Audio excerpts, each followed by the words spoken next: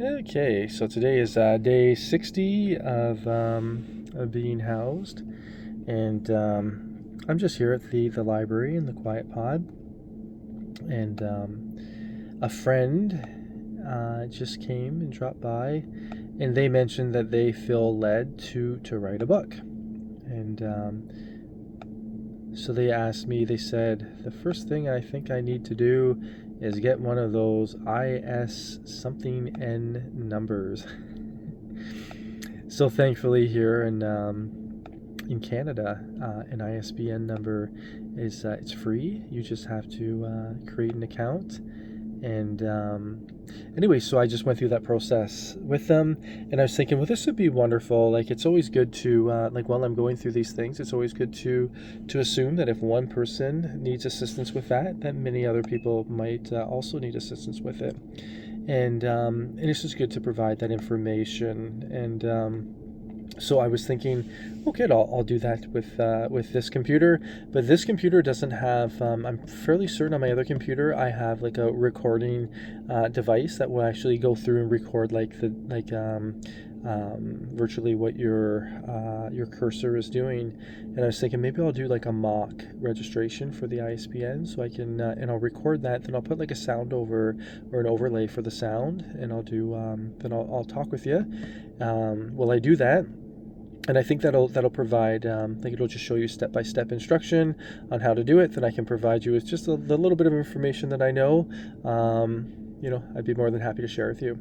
And also too, when they were talking, it was quite interesting. I was thinking, oh, I remember being where you're at, because it's easy to get caught up with all the, like, to major in the minors virtually. So they were thinking, okay, like, I think I already know what my title is. And, like, do I need to do it? Like, do I have to have my title right away? And, then they're asking, and I was able to show them, like, I was like, oh, I'm actually on revision number 4 with my manuscript here, and I could show them like the gutters there, and then just describe like what the finished book looks like. So on the right side, so this would be like a page on the left side, so the gutter is going to be over here, and then on the next page will be a page on the right side of the book, so the gutter is going to be on the left, where it goes into the spine of the book.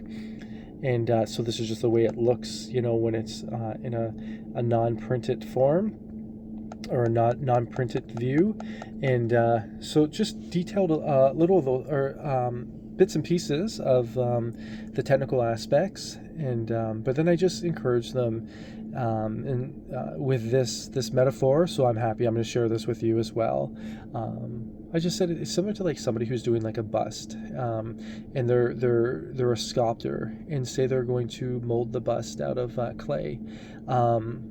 At first, the wise thing to do is just get all the material, or the clay in this case, just dumped into a big pile. And then when people look at that pile, they'll just say, oh, there's just a pile of clay. But get it stacked up. Get everything out that you need, and then start working with it. And then when you're working with it, you can take away from this, you can form that, you can mold that, and then take away here, and take away here, and take away there. And then people will walk by and they'll say, oh, that looks kind of like the shape of a person. And then you go through it again, and you take away more here, you take away more there, you mold here, and you mold there. And all of a sudden they say, oh, that looks like a male. That looks like a male person. And it just looks like just a kind of like a rough like form of a male. And then you take away more and more and more, then they can tell, okay, it's definitely a male. And then you go in and you start to stencil in the features on the face, the features, the different details on the arm, the details of the clothing, etc., etc., or the garment that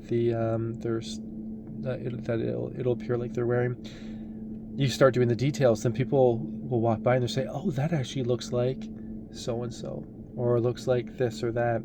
And so the whole point is the image that you have in your mind, the idea that you have in your mind, eventually what the people see before you, it should come into alignment with what you envisioned.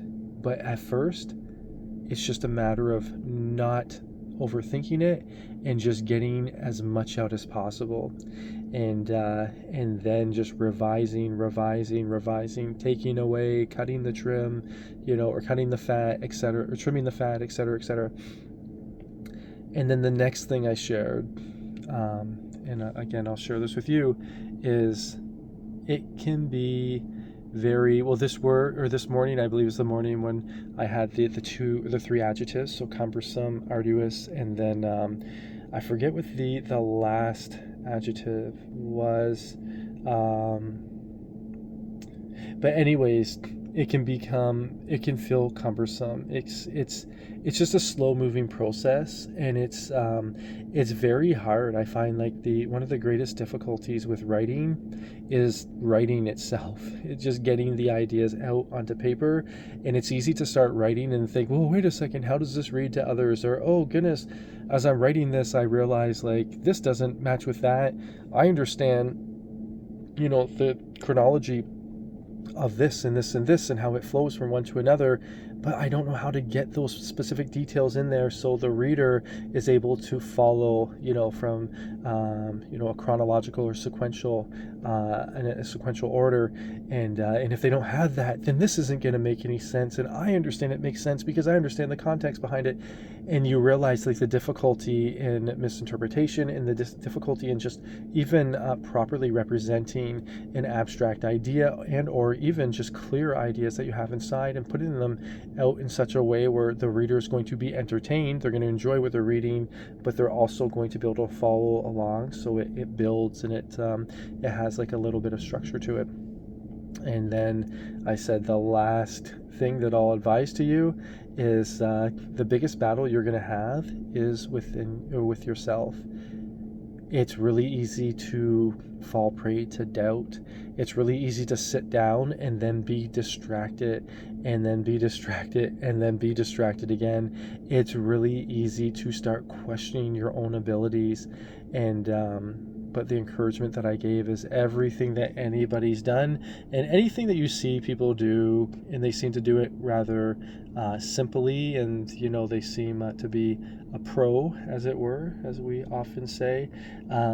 It's easy to look at them and just say, oh, well, that's just because they're natural, or they have that gifting, or they have this or that talent. But the wise thing to do is to understand that they've invested the time, and they've learned to face challenges and the frustration that comes from challenges, and then to stick with it, and to find solutions for every problem that arises, and then to continue. And when you get to that threshold where you realize, oh goodness, I want to quit, I'm going to give up, you realize that's actually a rite of passage, where everybody who doesn't complete, everybody who retreats, that's like a line in the sand that they never surpass. But the ones who have found success, the ones who have completed the task, that's the rite of passage. They have to get to that threshold where they come to the end of themselves, the end of everything that they feel they have, and then they choose and they make that firm decision that they're going to stick with it regardless and keep moving forward. And so I find these things they're not commonly talked about, and because they're not commonly talked about, I feel like there can be a lot of oh goodness, there can be a lot of or just say skewed expectations, and because there's a lot of skewed expectations, people can go into these things and think, and have like, basically an unrealistic sense of ability, or I'm not sure. I had the word I was looking for a moment ago. I feel like I lost it because I'm looking at I'm looking at what's going through or by on the screen now. But it's easy for people to start something such as like writing a manuscript, and then get 10 pages into it and then think, oh goodness, no, this is too difficult.